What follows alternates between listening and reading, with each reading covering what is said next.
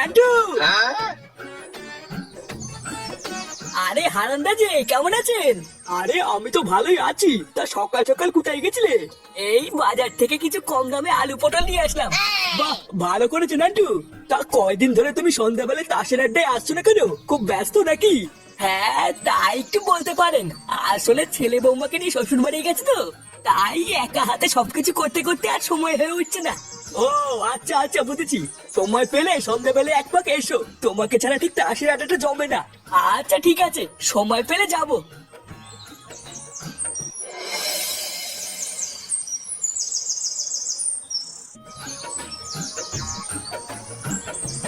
গিন্নি, আরে কই গো গিন্নি?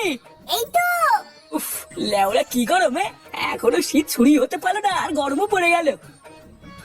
এই নাও বাজার করে এনেছি, তাড়াতাড়ি রান্নাটা শুরু করো তো, জোর খিদে পেয়েছে। হ্যাঁ এই তো, ভাত হয়ে গেছে, শুধু তরকারিটা করেই তোমাকে খেতে দিয়ে দেবো। তা কি বাজার করে আনলে গো? আর বলো না, বাজারে খাওয়ার মতন তেমন কিছুই নেই। যাতেই হাত দিচ্ছি সেটাই সেটা ভাঙা দাম। তারপর শেষে গিয়ে কম দামে কিছু আলু পটল আর লাউ পেয়েছিলাম, সেটাই নিয়ে এসেছি। এই, তুমি সেই সকালবেলায় বেরিয়ে এখন বাড়ি এসছো কম দামের কিছু আলু আর পটল নিয়ে?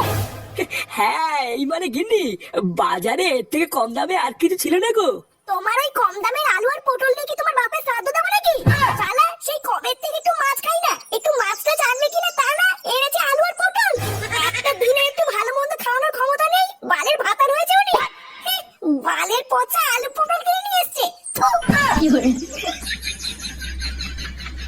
নে রে, আজকে মনে হচ্ছে আর কপালে ভাত জুটবে না রে। না, ফুটোকে একবার ফোন করে দেখি কবে বাড়িতে আসবে। এইভাবে তার বাড়িতে একা একা থাকা যাচ্ছে না।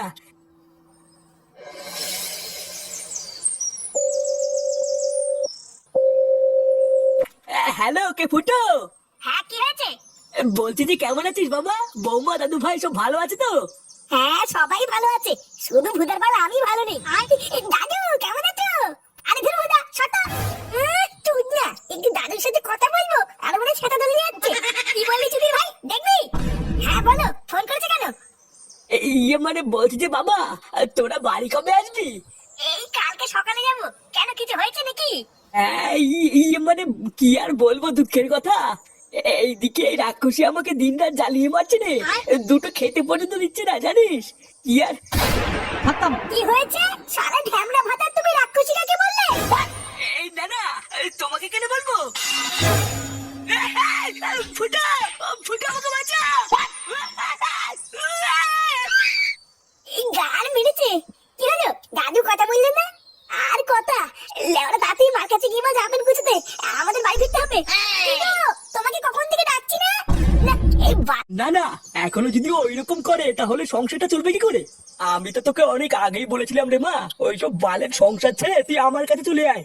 আমার তো এখন লোকের কাছে বলতেও লজ্জা লাগে যে তোকে আমি কোন বাড়িতে বিয়ে দিয়েছি। হ্যাঁ, কি হয়েছে, ডাকছো কেন? এই যে বাপি, ও এসেছে, এবার যা বলে তুমি বলো। না না জামাই, এইগুলো আমি কি শুনছি? তুমি নাকি কোনো কাজ বাজ করো না, সারাদিন নাকি টোটো করে ঘুরে বেড়াও। না মানে, আসলে কোনো ভালো কাজ পাই না তো, তাই কি যে করবো কিছুই বুঝি না। মানে ভালো কাজ পেলেই করবো। তা তুমি ভালো কাজটা কবে পাবে শুনি? আমি কি আমার মেয়েকে তোমার কাছে বিয়ে দিয়ে ভুল করেছি? আমার তো এখন লোকের কাছে বলতেও লজ্জা লাগে যে আমার জামাই বেকার। জানো বাপি, ও এখন ওর বাবার কাছ থেকে 10 টাকা চেয়ে খায়। আমার তো এখনো এটাই ভেবে খুব লজ্জা লাগে যে আমার স্বামী এখনো আমার শ্বশুরের টাকায় চলে। মাগি, অত যখন লজ্জা লাগে তখন ওই বাড়িতে থাকিস কেন? চলে আসতে পারিস না? ভোদার বাল, তুই তোর বাপের বাড়িতে আমাকে ডেকে এনে তোর বাপের কানে ফুসমন্ত দিচ্ছিস? হ্যাঁ, এই কি জামাই, তোমার তো সাহস কম না? তুমি আবার সামনে আমার মেয়েকে গালি দিচ্ছ। কোনো চাল নেই চুলো নেই, তোমার এত বড় আসপর্দা হয় কি করে? এই দেখুন বাড়া, আপনি বেশি মারাবেন না, ঠিক আছে? লেওড়া, আমার চাল চুলো নেই সবই তো আগে থেকে জানতেন, তাহলে আপনার এই বালের দেখে আমার ঘরে ঝুলি দিলেন কেন? জামাই, তুমি যদি আরেকবার বাজে কথা বলো, এই ঘর থেকে কিন্তু ধাক্কা মেরে তোমাকে বের করে দেবো। আরে লেওড়া, আপনি কি বের করবেন? কাল সকাল হলে আমি নিজেই চলে যাবো। আর দাঁড়া মাগি, তোর ওই বাড়ির হাড়ির খবর এই বাড়িতে এনে দেবো, তোর ব্যবস্থা করছি। একবার ওই বাড়িতে চ।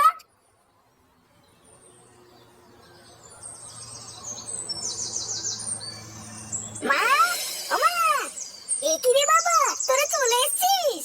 হ্যাঁ চলে এসেছি, ওই বালের বাড়িতে আর কয়দিন ঘুরবো। কে কি রে, ওইভাবে বলছিস কেন? কেমন আছো দাদু ভাই? ভালো আছি দিদুন, তুমি কেমন আছো? আমিও ভালো আছি দাদু ভাই। এ কি বৌমা, তুমি চুপচাপ মনমরা হয়ে দাঁড়িয়ে আছো কেন? কিছু হয়েছে নাকি? আরে ধর, ছাড়ো তো এইসব বাজে কথা। দিদুন, দাদু কোথায়? তোমার দাদু দেখো ঘরে শুয়ে আছে। আচ্ছা ঠিক আছে, আমি দাদুর সাথে কি দেখা করে আসছি।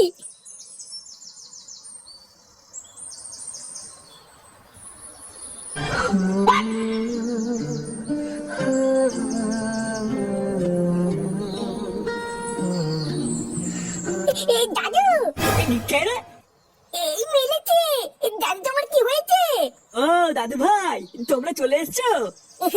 এই চলে তো এসেছি, কিন্তু তোমার মাথায় কি হয়েছে? ও কিছু না দাদু ভাই, কালকে কলপারে পড়ে গেছিলেন তো, তাই মাথায় একটু লেগেছে। গাল মেরেছে। তোমার নিচে কোথাও লাগেনি তো? না না দাদু ভাই, নিচে কোথাও লাগেনি, যা লেগেছে ওপরে লেগেছে। তুমি ভালো আছো তো? কখন আসলে? এই তো কেমনই আসলাম। এ ফাটা, তুই এখন এখান থেকে যা, দাদুর সাথে আমার কথা আছে। একটু দাদুর সাথে কথা বলছি, আরে চুদনা চলে এসছে।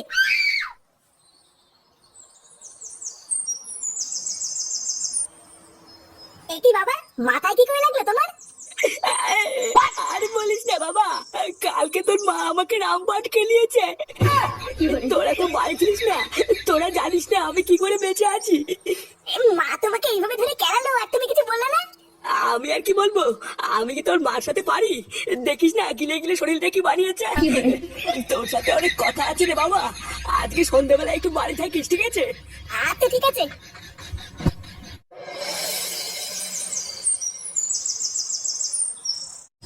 এইসব তুই কি বলছিস রে ফুটো? তোর মা তোর বাপকে কেলিয়ে চোখ মুখ কানা করে দিয়েছে? হ্যাঁ, ভোদার বাল তা নয় তো কি? আমি কি তোদের সাথে মজা করছি নাকি? লেওরা 2 দিনের জন্য শুধু একটু শ্বশুর বাড়ি গেছি, আর তোরা একটু আমার বাড়ি থেকে খবর নিসনি? বুঝলা বটনা? ওই জন্য আমি কালকে ফুটোর বাড়ির পাশ দিয়ে যাওয়ার সময় ঝামেলার আওয়াজ পাচ্ছিলাম, বুঝলা? আওয়াজ শুনে তো মনে হচ্ছিল ধূপধাপ কে যেন কাকে কেলাচ্ছে। আমি তো আর ভাবলাম কি না কি, ওই জন্য যাইনি। তা হঠাৎ তোর মা তোর বাপকে ধরে কেন কেন? তোর বাপকে কিছু করেছে নাকি? তা আমি কি করে বলবো? আমাকে তো এইসব কিছুই বলেনি। বাবা শুধু আমাকে বললো সন্ধ্যাবেলা একটু বাড়ি থাকতে, কি যেন একটা বলবে। আমার মনে হচ্ছে তোর বাবা আজকে থেকে সবকিছু খুলে বলবে রে। এ কি করেছো, তোমরা খেয়েছিল? তুই এক কাজ কর বুঝলি, আজকে সন্ধ্যাবেলায় তুই বাড়িতেই থাক, তারপর কাকু কি বলে সেটা শোন, শুনে আমাদেরকে কাল সকালে জানা। হ্যাঁ, আমিও ওটাই ভাবছি।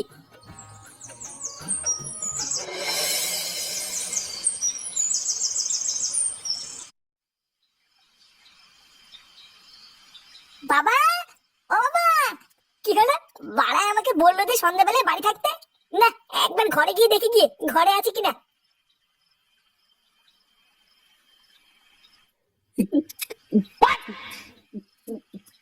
কি বাবা, তুমি মদ খাচ্ছ? কেডা? ও ফুটো, আয় আয় এদিকে আয়।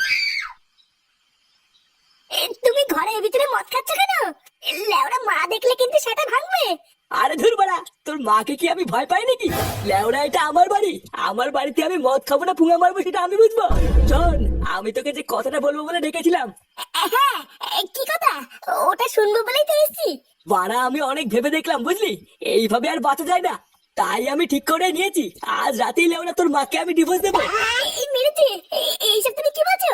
হ্যাঁ যা বলছি ঠিকই বলছি। শালা গারমানি মাগি নিজেকে কি মনে করে? হ্যাঁ, বাড়া আমার খেয়ে গতর ফুলিয়ে আমাকেই মারে, ওরা এত বড় সাহস। আর ভোদার বল এর একটা হেস্তু নেস্তু করেই ছাড়বো।